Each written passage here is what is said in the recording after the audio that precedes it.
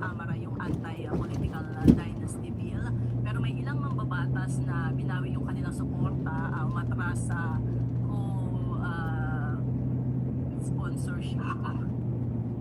Dahil hindi sila sang-ayon dun sa versyon na ipinasa. Actually, ang sabi ni Congressman Erice ay nambobola lang si Presidente na priority measure itong anti-political dynasty bill. Ano pong reaksyon naman na kayo?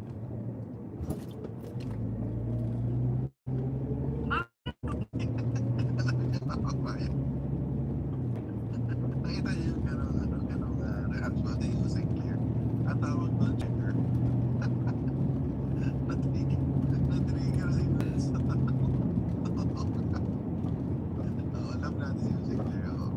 Pero tama lang ako doon sa reaction niya.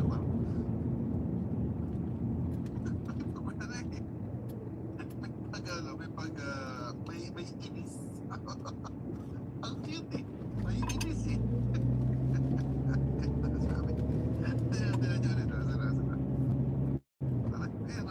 May kunot sa loob.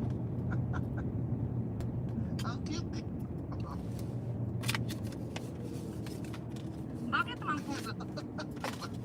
Kita niyo yung may gigil eh. May gigil yung sagot ko.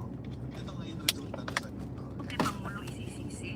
Kung ayaw niya yung version sa House of Representatives, di sa pagka nagkaroon po ng pagdebate, debatihin niya po munang mabuti. Ilabas niya na lahat ang kanyang talino. Kung anong kahihinatnan niyan, hindi naman po siyang mag-isa lang ang magdidesisyon niya.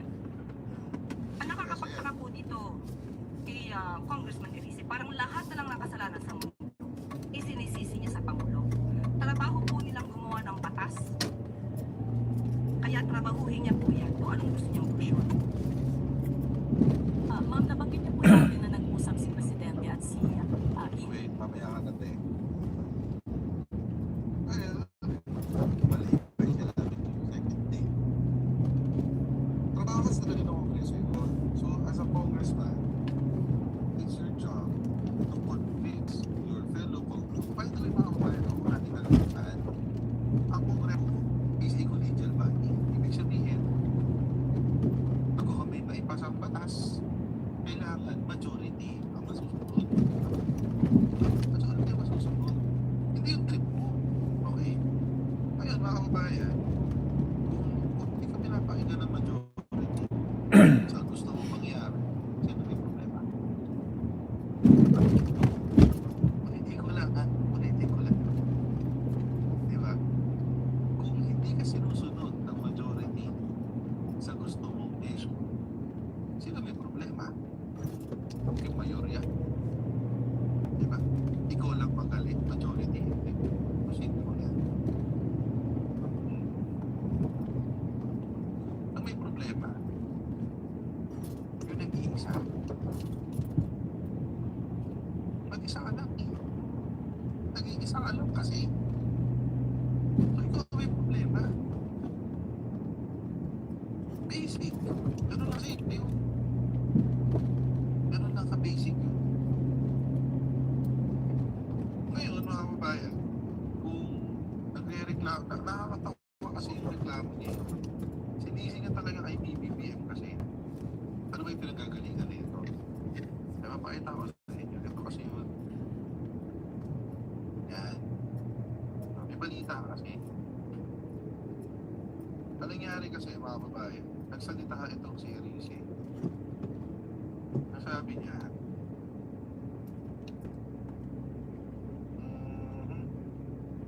yung binola daw sila ni BBBM, sabi ni Presidente Marcos, priority niya magpakulong dahil dito sa flood control case. Nagawa ba niya? Hindi. Bola lang. Sinabi ni Presidente, priority niya yung independent commission na ipasa ba? Hindi. Bola lang. Ngayon, sabi niya, priority niya anti-political dynasty. Sabi niya. So, parang sinasabi niya, nabobola lang daw si BBBM. Okay. Sino bang susulat ng batas? Diba? Ibalik natin sa kanya yung tanong. Sino ba susulat ng batas? Paano ba yan aabot sa lamesa ng presidente?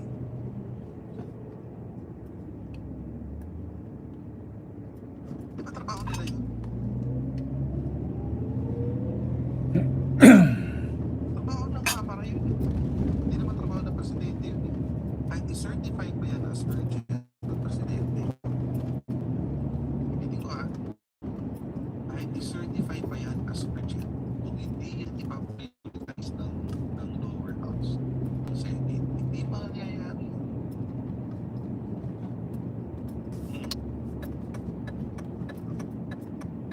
Ito nga nakakawin. Sinabi na nga ng presidente, gumawa na kayo ng anti-political dynasty bill. Pipirmahan ko. Pag umabot dyan sa lamesa ko, pipirmahan ko. In fact, kanina, sabi pa nga ng mga ibang balita na narinig ko, pinamadali talaga yan ng presidente para daw meron siyang pangyabang sa corona. Ano mga babae, nakakatawa na lang, pero alam niyo ako personally, regardless of the motive of the president, kung meron siyang, kung gusto lang niya ng pangyabang yan, or talagang gusto niyang masamata ang political dynasty sa Pilipinas, regardless of his motives, as long as maipasa yung bill, wala akong paki. Wala akong paki. Basta maipasa niya yung bill, mapirmahan niya yung bill, hindi go, walang paki. I don't care about his motives. I don't care about his motives. Kung motibo niya is magpapango ng pangalan, magyabang, whatever, eh kung naipasa yung batas, diba?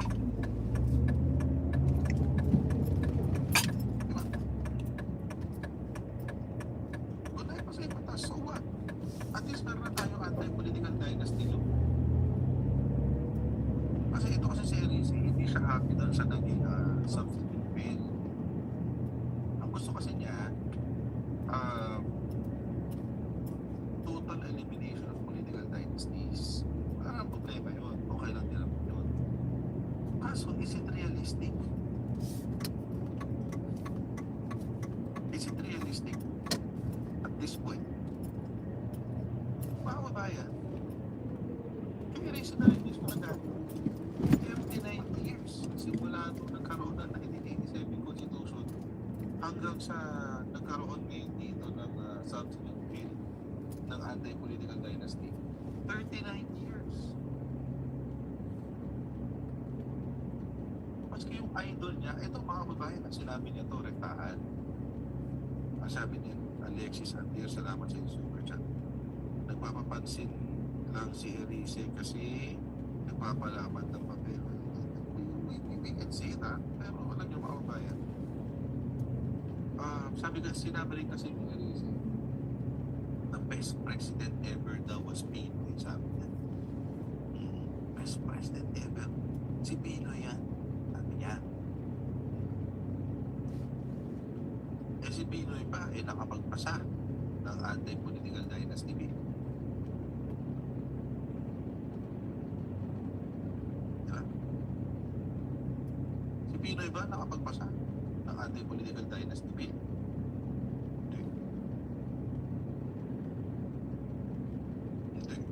Not once. Juan Diaz naman sabihin, si Digong daw, best president ever. O, siya pa, na meron ba siya naipapasa na anti-political dynasty bill? Ngayon pa nga din naging relevant sa kwentuhan. Ngayon lang po yung importante sa kwentuhan ng anti-political dynasty bill. Tapos nagreklamo sila kasi bakit daw dalawa lang? Up to the second degree daw. Concentrated ng PDP. Bakit daw hindi sinagalang ng fourth degree? Yun ang nireklamo ko. At saka bakit daw hindi sinama yung rule na pati daw sa mga ibang jurisdictions ay bawal din. So, halimbawa, merong akong kamag-anak na second degree. Halimbawa, kapatid mo tumakbo sa ibang barangay, pwede pa rin. Actually, pwede pa rin. Talagang nasa pin. Basta within the same location, within the same jurisdiction,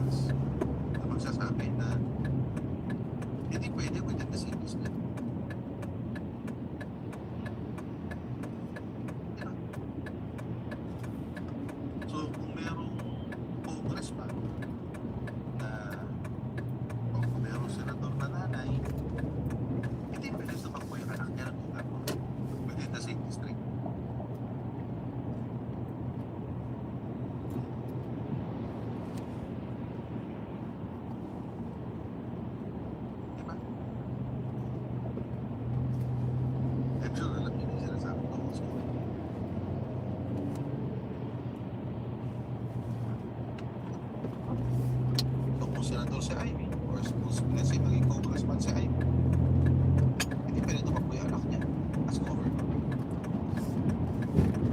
Within the same district. Kailangan yung anak niya lumipat na ibang district.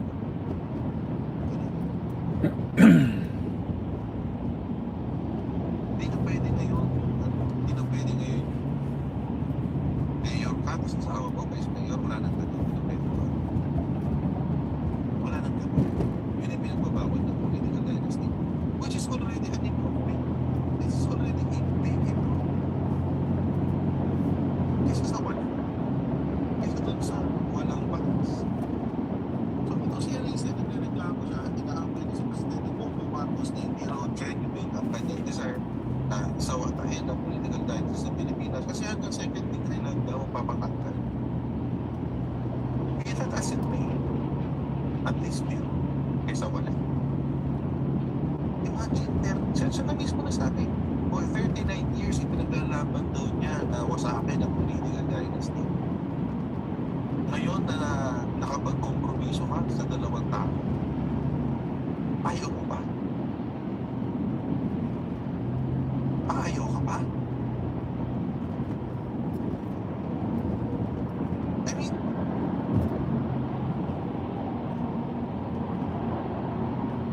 mean, kaya nga compromise ang tawag dyan. Compromise. Compromise. Sa kompromiso, lagi us-us. Talo o talo ka. Kompromiso nga eh. Hindi ko nakuha yung 100% ko, hindi ko nakuha yung 100% ko, hindi ko nakuha yung 100% ko. Pareho tayong talo. Pero at least, happy tayo sa mga talo natin.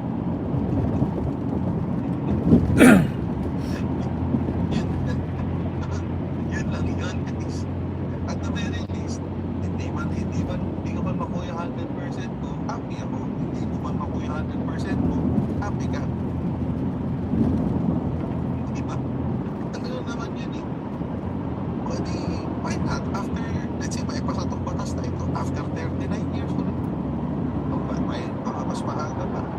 Eh, maging court decree. Yan na lang. Ang importante na dyan yung batas.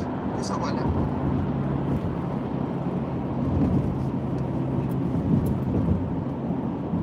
Tapos sinasabi na palagay ko hindi naman nila ipapasa para nagpasa lang dito, nagpasa lang Senate, may install sa BICAM hanggang nila ito may implement sa 2028 elections, blah blah blah. Alam niyo mga kababayan, pag isang politiko nagsabi na sa palagay ko, opinion lang yun, hindi yun fact. Kahit sino actually, hindi lang politiko, kahit sino magsabi na sa palagay ko, whatever, hindi yun fact. Opinion. Quite possibly, an educated opinion. At an opinion ng Alex. Opinion pa rin. So, yan talaga Nostradamus sa si Alex eh. Na hindi yan ay papasahan ng 2028. Eh, binigyan na nga ng deadline na hanggang June. Kailangan may June tapos nito.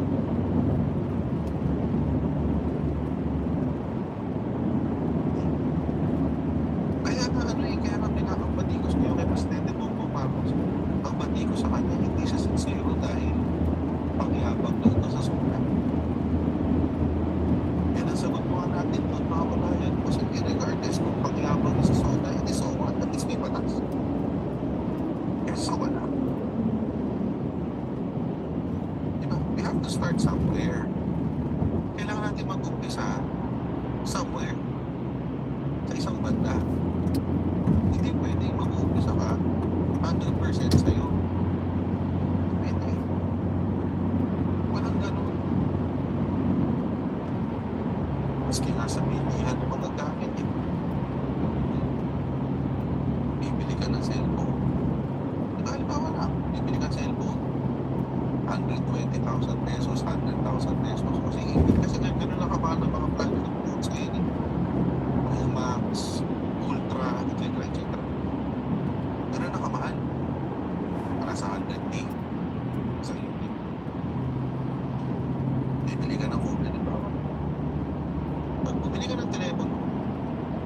100K. Pero may telepono ka. Wala ka na nga ng cash. Naubusan ka ng cash. Happy ka? Dahil naubusan ka ng pera. Nalagasan ka ng 100K. Happy ka? Siyempre hindi. Pero may kapalit. Yung 100K mo. 100K. Ang kapalit ng 100K niya, telepono. O ngayon, example, gamitin natin ang same analogy. Dito sa political dynasty nyo. Wala kang political dynasty nyo. Zero. Kasi wala. Pero nakakuha ka ng compromise. Out of 4 degrees, ako prefer ko 4 degrees. 4 degrees of availability pag sa Philippines. Kung ako tatanungin, mas gusto ko yung 4 degrees. Kesa 2 degrees. 2 degrees, kaya naman mababaw yun. Oo, kasi baka yung mga pinsan mo, kapag-pakapin, etc. So ako, 2nd degree, medyo mababaw pa yun. 4 degrees is ideal. Pero, hindi ko muna kakakakarin ang 4 degrees. Lalo kung galing ako sa zero. Kung galing ako sa zero, hindi ko muna kakakarin. Hindi ko muna kakakarin ang 4 degrees. Usap, ganito ko naman. Compromise. Ang hindi, happy ang lahat. Sa 2 degrees. 22 degrees. Take mo na, habang nandyan. Take mo na yung habang available. Kasi baka dumating ang panahon, over is good until supplies last. Mawala yung opportunity. Tapos nakakalan. Kinuha po ang tao. Kasi. At I think mga babae, naiintindihan nyo na minority ang kamara. Naiintindihan nyo na minority. Alam nyo bakit? Alam nyo, ito ma-acquire for the first time in Philippine history. The minority and the majority are working together. Ito makatari ko isa sa mga naiintindihan. For the first time sa kasaysayan ng Pilipinas, ang mayorya at ang minority at the very least sa House of Representatives are working together. Kasi pagkabanggit niyan yung Egay Erickson, tinanggal siya. Tanggal talaga out. Hindi ka na minority leader. Sino yung nag-desisyon? Minority din. Sabi ng minority. Sabi ng minority, hindi ka pwede magbilang ng minority leader. Masyado kang controversial. Oo. Yung mga plano namin na gusto namin maisulong, hindi namin maisulong kasi masyado kang controversial. Masyado kang papansin. Diba? Patinagol siya. Yung sabi sa balita, recent loses senior deputy minority leader post after epic rant on anti-political dynasty. Kasi hindi siya team player. Hindi siya marunong makipag-compromise. Nasanay siya sa domain ng mga naunang aktivista. Mga naunang dilawan. Nasanay siya sa diskarte ng mga naunang dilawan na kailangan sila ng akusyon. Hindi naman po. Nung una kasi mga bagayan, walang ibang susunod. Basta dilaw lang ang masusunod. Walang ganun. Walang ibang kalaban. Pero ngayon, may kalaban. Ang kalaban, dalawa. Loyalists at saka mga yes. So how will you ensure your political survival? The politics of the nation.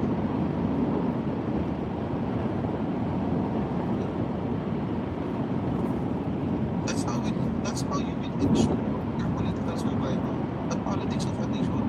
Hindi ka pwedeng kumuha mag-recruit ng mga kalaban at this point. Lalong-lalo na wala kayong laban kasama ng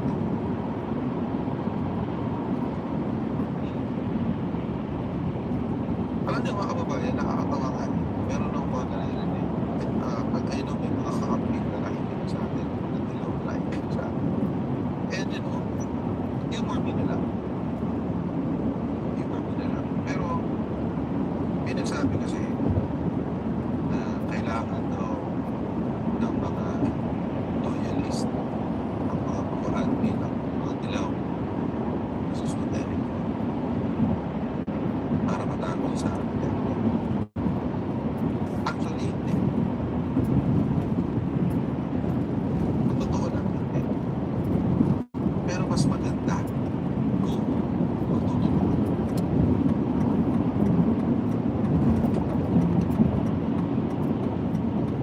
Todo. Todo. Hindi kailangan ng mga pro-admin ang mga dilaw at kamamo. Pero mas maganda kung magtutulungan.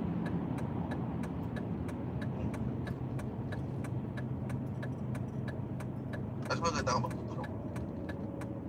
Pero hindi kailangan. Ang may kailangan sa pro-admin, ang mga dilaw, kailangan nyo kami para masiguro na walang Sara Duterte na uupo.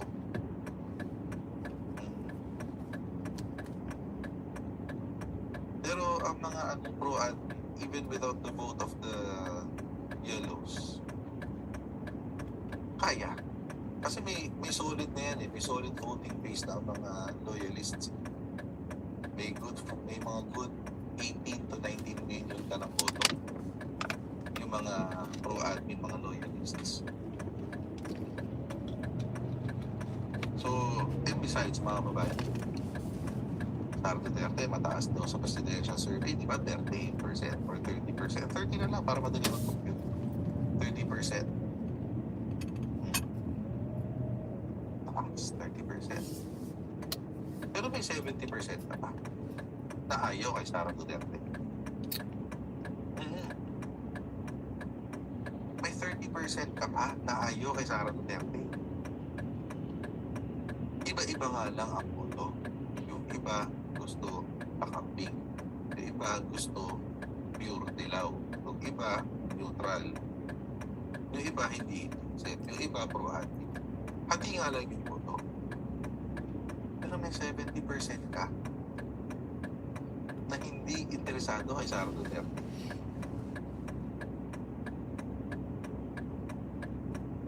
At doon sa 70% na yun, mga kababayan, a big chunk of that would be yung mga neutral or independent voters.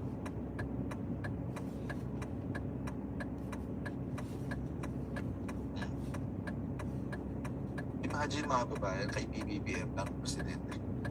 Hindi naman lahat ng DDS binoto si BBM. Bakit hindi? Parang paano ko nasabing hindi? Eh may 2 billion si Isko eh. May 2 billion si Isko. Pero hindi lahat ng DDS bumoto kay BBM.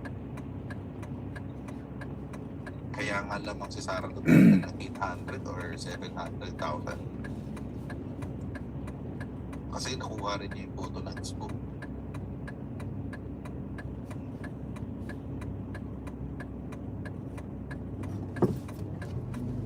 Kaya ganun.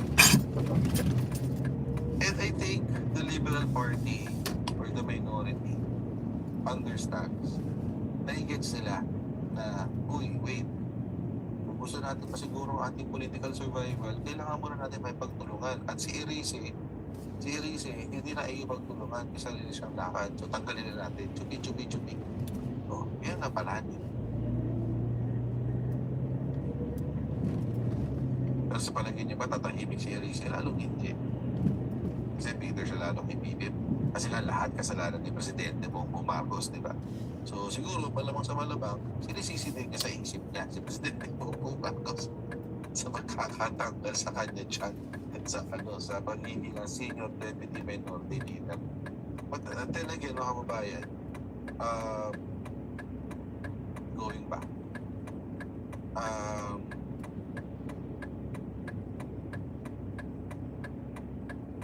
hindi kasalanan ni BBM kung hindi umuusad utusan, yung ano dito, anti-political dynasty law, or mas ngayon sa IPC, Independent People's Commission, etc. etc. Kasi trabaho niya legislative. So, I don't think it is fair to hold the president accountable for something that is not even his job.